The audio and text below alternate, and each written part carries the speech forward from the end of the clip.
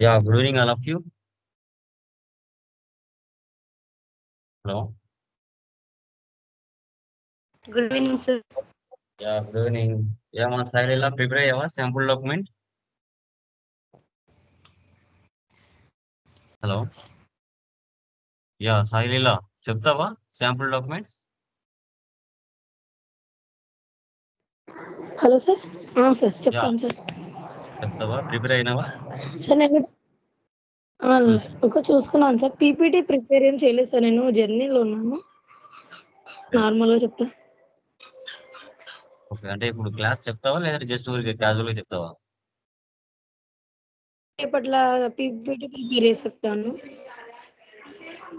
అదే screen share చేస్తావా లేదా జస్ట్ ఓవరాల్ గా చెప్తావా అంటున్నా. స్క్రీన్ కోసం నా దగ్గర ల్యాప్టాప్ లేదు ప్రస్తుతానికి. సరే సరే leave it. Okay okay next tomorrow గానీ చెప్పు. ఓకేనా? యా టుమారో మాక్సిమం కన్ఫర్మ్ మనకి చెప్తాను సార్. లేదా క్యాజువల్ గా చెప్పమంటే చెప్తాను సార్. నెక్స్ట్ టైం చూద్దాం. ఓకేనా? మాక్సిమం దిస్ మంత్ 20th కి కంప్లీట్ అవుతుంది వైస్ మనకి కోర్స్ అనేది. ఓకే, సో మీరు ఇప్పటి వరకు జరిగిన వాటిలలో ఓకే 100% మీరు ప్రాక్టీస్ చేయాలి. ఒక కంపెనీ కాదు కానీ మినిమం 3-4 కంపెనీ కోర్స్ అన్నా చేయాలి. మినిమం 3-4 కంపెనీ కోర్స్ చేస్తేనే కొంచెం మీరు నాలెడ్జ్ అనేది గెయిన్ చేసుకుంటారు. అదైతే నేను చెప్పగలుగుతాను. ఓకేనా?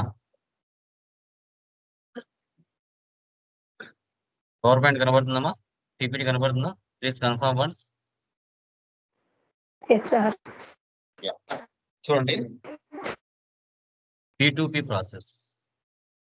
P2P అంటే ప్రొక్యూర్ టు పే అంటారు. ఇది material management, MM material management. ఎవరైతే ఎంఎం కోర్స్ నేర్చుకుంటారో, నాట్ ఓన్లీ ఎఫ్ఐసిఓ, ఎంఎం అనేది సపరేట్ మోడ్యూల్.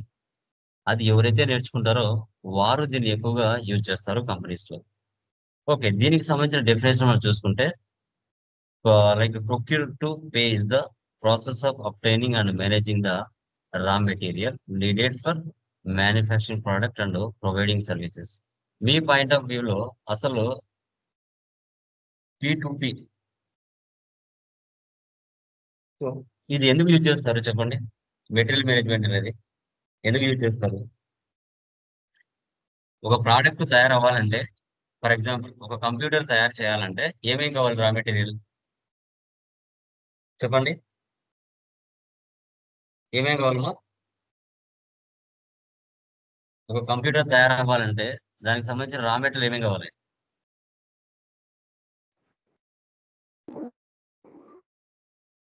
చెప్పండి న్యాచురల్ గా.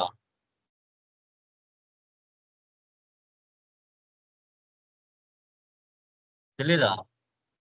ఓ కంప్యూటర్ తయారవడానికి ఏం కావాలి?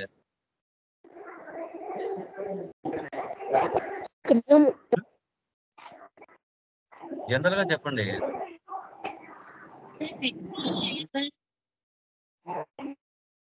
ఏంటమ్మా? మెటీరియల్ కావాలి సార్. Next machinery.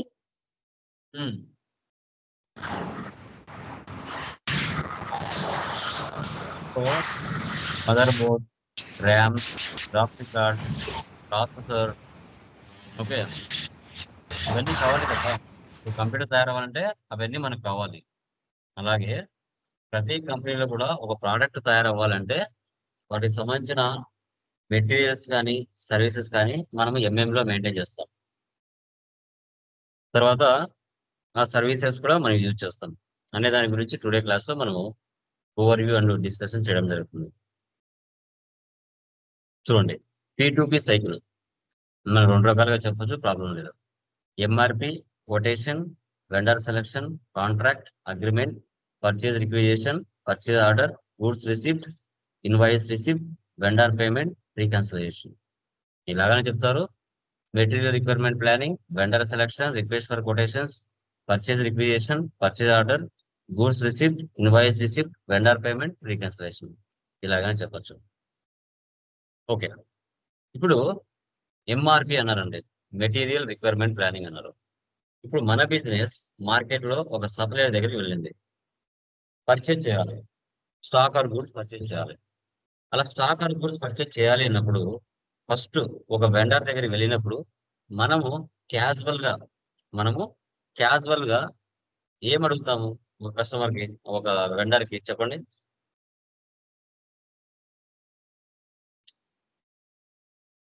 చెప్పండి అమ్మా. Sir price, quality. ఫస్ట్ ఏం చూస్తామండి? ప్రైజ్.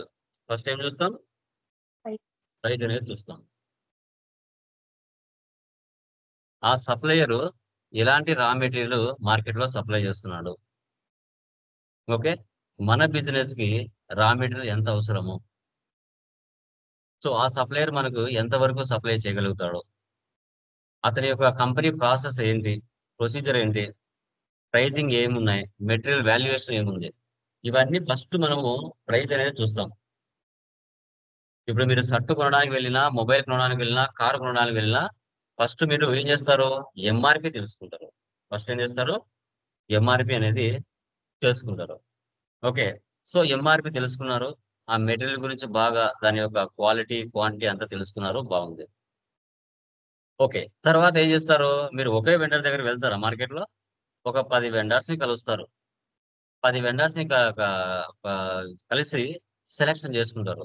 ఎవరు మీకు ఎక్కువగా క్రెడిట్ కి సప్లై చేయగలుగుతారు, ఎవరు మీకు ఎక్కువగా డిస్కౌంట్స్ ఇవ్వగలుగుతారు, ఎవరు మీకు ఎక్కువగా టయానికి మీరు అమౌంట్ పే చేయకపోయినా కొంచెం టైం ఇస్తారు, ఇవన్నీ కూడా అన్ని రకాల ఫీచర్స్ తెలుసుకొని వెండర్స్ ని మీరు సెలెక్షన్ చేసుకుంటారు. Vendor selection is the most important step P2P process with the help of obtained quotation farm sources by comparing the vendors are selected. ఇప్పుడు ప్రైస్ వేరియన్స్ చూస్తారు, వాళ్ళు ఇచ్చే బెనిఫిట్స్ చూస్తారు, డిస్కౌంట్స్ చూస్తారు, ఇవన్నీ చూసి ఎవరు బెటర్ గా ఉంటే ఆ వెండర్ ని మీరు ఫైనలైజ్ చేసుకుంటారు. ఫైనలైజేషన్ చేసుకొని కొటేషన్ తీసుకుంటారు. మీరు 5 లక్షలు కావాలా, 10 లక్షలు కావాలా, మీ స్టాక్ ఆర్ గూడ్స్ కొటేషన్ అనేది మీరు ఆ వెండర్ దగ్గర నుంచి తీసుకోవడం జరుగుతుంది. ఆ కంపెనీ యొక్క terms and conditions, discounts, okay, తర్వాత మీకు టైమింగ్ కానీ, క్వాలిటీ కానీ, క్వాంటిటీలో కానీ ఎంత వరకు, ఎన్ని లక్షల వరకు వాళ్ళు మీకు క్రెడిట్ ఇవ్వగలుగుతారు, డౌన్ పేమెంట్ ఏమైనా పే చేయాలా, డౌన్ పేమెంట్ పే చేయకుండా ఏమైనా ఇవ్వగలుగుతారా, ఇవన్నీ కూడా వాళ్ళు 100% కొటేషన్ తీసుకునే ముందు అబ్జర్వ్ చేస్తారు. మన బిజినెస్ కానీ ఎవరైనా అవుటర్స్ అయినా కానీ. సో ఫస్ట్ ఎంఆర్పి తెలుసుకుంటారు, వెండర్ ఎవరు మీకు ఎక్కువగా బాగా క్రెడిట్ ఇవ్వగలుగుతారు, ఏ వెండర్ ఎక్కువ టర్మ్స్ అండ్ కండిషన్స్ బాగున్నాయి, అవన్నీ కూడా కొటేషన్ కూడా తెలుసుకుంటారు. ఓకే, తెలుసుకొని పర్చేజ్ రిక్విజిషన్ చేస్తారు. ఇప్పుడు వాటిని పర్చేజ్ చేయాలంటే ప్రతి కంపెనీలో డిపార్ట్మెంట్స్ ఉంటాయి. HR department, finance department, marketing department, SD department, production department, MM department, ఇలా ప్రతి కంపెనీలో కూడా డిపార్ట్మెంట్స్ మ్యాండేటరీగా ఉంటాయి. ఓకే,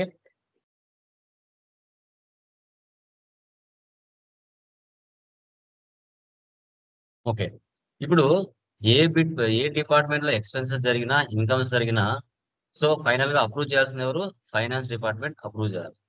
వాళ్ళు అప్రూవ్ చేస్తేనే మిగతా డిపార్ట్మెంట్లకు ఆ అమౌంట్ అనేది రీచ్ అవుతుంది. దాన్ని బట్టి పర్చేజ్ ఆర్డర్ అనేది చేస్తారు. బిజినెస్ లకు ఏం కావాలంటే దానికి సంబంధించి. So every department may require certain goods and services, employee belongs to that department raise the purchase requisition. It may also needs to be approved by the department head before initiating the approval. Finance department, once finance team approves the purchase requisition, so purchasing group creates a purchase order for purchasing department to act on it. ఇప్పుడు HR department కి కొన్ని వస్తువులు అవసరమైనాయండి. ఆ HR department ఎవరిని meet అవుతుంది first అంటే, so వాళ్ళకి ఏమేం కావాలో ఒక రిక్విజిషన్ లెటర్ లో రాసుకుంటారు. అది ఫైనాన్స్ డిపార్ట్మెంట్ కి ఇస్తారు, ఇవి కావాలనేసి. దానికి ఎంత అమౌంట్ అవుతుందో అన్ని చెక్ చేసి ఫైనాన్స్ డిపార్ట్మెంట్ అప్రూవ్ చేస్తుంది. అప్పుడు వాళ్ళకి కావాల్సిన వస్తువులు అనేది తీసుకోవచ్చు. సో ఇది పర్చేజ్ రిక్విజిషన్ అంటారు. తర్వాత దానికి సంబంధించిన కొటేషన్ చూడండి, ఒక ఎగ్జాంపుల్. మీకు చాలా ఉంటాయి, జస్ట్ ఇది ఒక ఎగ్జాంపుల్ అనమాట. మీకు నచ్చిన విధంగా దీన్ని తయారు చేసుకోవచ్చు. Requisition info, recommended vendor info, date, time, name, department, phone, delivery location, centre, recommended vendor info, name, address, phone, fax, attendance number, item, quantity, description, unit price, total, special instructions, department approval, okay, VP approval, ఇవన్నీ కూడా ఉంటాయి. Okay, ఇలాగే ఉండాలని కాదండి, రకరకాలు ఉండొచ్చు. తర్వాత purchase order. Okay, ఇవన్నీ తెలుసుకున్నారు. ఫైనల్ గా మీ బిజినెస్ కావాల్సిన స్టాక్ ఆర్ గూడ్స్ ఏవైతే ఉన్నాయో అవి మీ సప్లయర్ కు మీరు ఆర్డర్ పెట్టుకుంటారు. ఆర్డర్ పెట్టుకునేటప్పుడు ఆ ఫామ్ లో ఏమేమి మెన్షన్ చేయాలి? Once purchase order is created, purchasing department initiates the procurement process. Purchase department issues purchase order to vendor. Vendor supplied goods to and bills to the company accordingly. Purchase order have information like order type, vendor, material, quantity, purchase price, delivery date, terms of payment, purchase order T code, ME21M.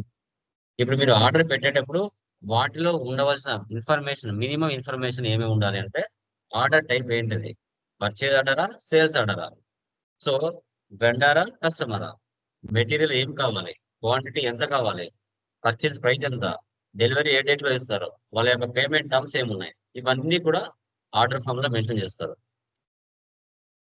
ఇవన్నీ కూడా order form లో mention చేస్తారు. Okay, చూడండి example ఎలా ఉంటుంది. ఇలాగే ఉండాలని కాదండి, రకరకాలు ఉండొచ్చు, but just example. Item, description, quantity, unit price, okay, తర్వాత vendor, ship to, customer or special instructions, subtotal, tax, ఇలా వాళ్ళ యొక్క కస్టమైజేషన్ అనేది వాళ్ళ అమౌంట్ బట్టి మార్చుకుంటూ ఉంటారు, నాకు ఇలాగే ఉండాలి అని, అలా కూడా ఉండొచ్చు. తర్వాత goods receipt. When organisation received goods receipt posted in SAP using the T code MIGO, MIGO అంటారు. Accounting entry for goods receipt is follows.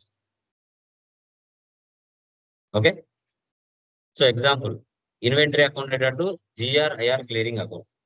Inventory account to GRIR clearing account.